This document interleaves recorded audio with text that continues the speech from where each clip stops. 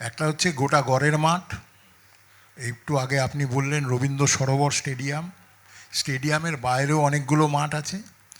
এই মাঠগুলোর যা অবস্থা হয়ে আছে, কলকাতার লিগ তো একেবারে বর্ষা মানে বৃষ্টি পড়লে না খেলার মতো অবস্থা, পুরো পা ঢুকে যায়, ছেলেদের পক্ষে খেলতে খুব অসুবিধা। এটা প্রত্যেক বছর হচ্ছে।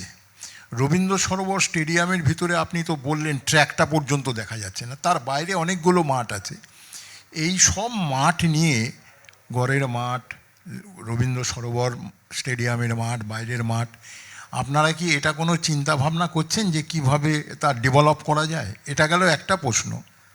দ্বিতীয় প্রশ্ন হচ্ছে, অনেক প্রাক্তন খেলোয়াড় আছে যাদের খেলা ছাড়ার পরে অর্থনৈতিক অবস্থাও হয়তো অত ভালো নয়, বিভিন্নভাবে অসুস্থতা হলে তাকে কোথায় নিয়ে যাবে এরম অবস্থাও থাকে না, সেটা নিয়েও চিন্তাভাবনা মানে আগে ছিল না, দূরে দূরে ঘুরতে হতো। আগের সরকার একটা পেনশনের ব্যাপার করেছিল, তো সেই পেনশনটা বন্ধ হয়ে গেছে।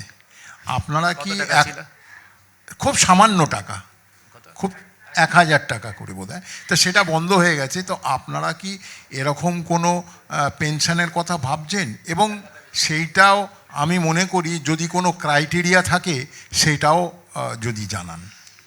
এটা খুবই গুরুত্বপূর্ণ কথা বলেছেন, কারণ এটা মানে হয়তো এই 60 দিনের মধ্যে আমাদেরকেও ভাবিয়ে তুলেছিল, এবং সেই মর্মে ডেফিনিট পলিসিও তৈরি করা হয়ে গেছে এর মধ্যে। আর সেই নিয়ে গ্যাজেট নোটিফিকেশানে তো আজ বা কালের মধ্যে আপনাদের বেরিয়ে যাবে। আমাদের যারা স্পোর্টস পার্সনরা ভারতবর্ষ, আমাদের পশ্চিমবঙ্গকে গর্বিত করেছে, অর্থাৎ পশ্চিমবঙ্গে আমাদের স্টেটকে রিপ্রেজেন্ট করেছে ন্যাশনাল স্টেজে, বা আমাদের দেশকে রিপ্রেজেন্ট করেছেন ইন্টারন্যাশনাল স্টেজে, ইরেসপেক্টিভ অফ স্পোর্টসে। শুধু ক্রিকেট ফুটবল নয়, এখানে ক্রিকেট ফুটবল আমরাও বেশি দেখি হয়তো, সেই জন্য আমরা ক্রিকেট ফুটবল নিয়ে চর্চা করি। ক্রিকেট ফুটবল শুধু না, বিভিন্ন অলিম্পিক ডিসিপ্লিনস আছে, সেই সকল, বা যেটা অলিম্পিক নয় কিন্তু খুব মানে সেখানে আমাদের দেশ সেইভাবে করে এগিয়ে এসছে, সেই সকল ডিসিপ্লিনে যারা আমাদের দেশকে গর্বিত করেছে, আমাদের রাজ্যকে গর্বিত করেছে, তাদের জন্য আমাদের মুখ্যমন্ত্রী কৃতি ক্রীড়াবিদ সম্মান যোজনা, সেই কর্মসূচি তিনি মানে সেই যে স্কিম সেটা দিয়ে দিয়েছেন। আর সেটা নোটিফিকেশানও এসে যাবে, নিশ্চিন্তে থাকুন। প্রতি মাসে 10,000 টাকা, 1,000 টাকায় কিচ্ছু হয় না, প্রতি মাসে 10,000 টাকা করে আপনাদের। আর এর জন্য কোথাও আমাদের কাছে আসতে হবে না, অনলাইন অ্যাপ্লিকেশন করবেন এবং পেয়ে যাবেন। কোনো এর জন্য আপনাদেরকে কোনো নেতা মন্ত্রী কারুর কাছে আসতে হবে না।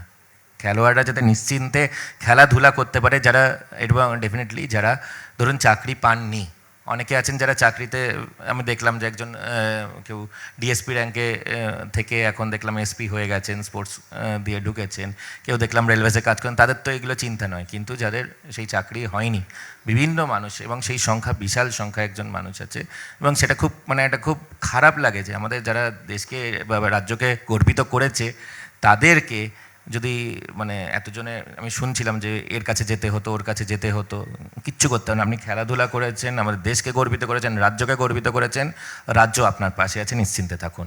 আর স্পোর্টস পলিসির কথা বলছিলেন, আমি পৌলমী দিয়েও বলছিলেন, আমি ওটা বলছি যে ন্যাশনাল স্পোর্টস পলিসি অবলম্বনে আমাদের রাজ্যে যে দীর্ঘদিন ধরে কোনো স্পোর্টস পলিসি ছিল না, তো ন্যাশনাল স্পোর্টস পলিসি অবলম্বনে আমাদের রাজ্যের স্পোর্টস পলিসির কাজ শুরু হয়ে গেছে, এবং সেখানে আপনাদের থেকেও ইনপুট নেওয়া হবে। ড্রাফট যখন বেরোবে তখন আপনারাকে ডেকে, এবং যারা আমাদের পশ্চিমবঙ্গের কৃতি প্লেয়াররা আছেন তাদেরও ফিডব্যাক নিয়ে আমরা ফাইনাল পলিসি লঞ্চ করব। এবং বললাম না, অনেক কিছু একটু টাইম লাগে, তো কারণ সেই টাইমটাও দরকার, আপনাদের সঙ্গেও ডিসকাশনের জরুরি আছে, সেই ডিসকাশন হওয়াটা দরকার। শুধু আমরা নিজেরা করব কি হবে মানে সেরকম ভাবে আমরা ড্রাফট যেরকম ফিডব্যাক আছে ন্যাশনাল যেটা আছে সেটা অনুযায়ী আমরা ড্রাফট পলিসিটা করছি। তার সাথে সাথে আমাদের স্পোর্টস পার্সনরা যারা এখানে আছেন, এরা ছাড়াও যারা হয়তো নেইও, তাদের অনেকেই আছেন, তারা যারা আমাদের রাজ্যকে দেশকে গর্বিত করেছেন, তাদের থেকেও ফিডব্যাক নিয়ে আমরা ফাইনাল পলিসি লঞ্চ করব, সেই কাজও হবে, নিশ্চিন্তে থাকুন।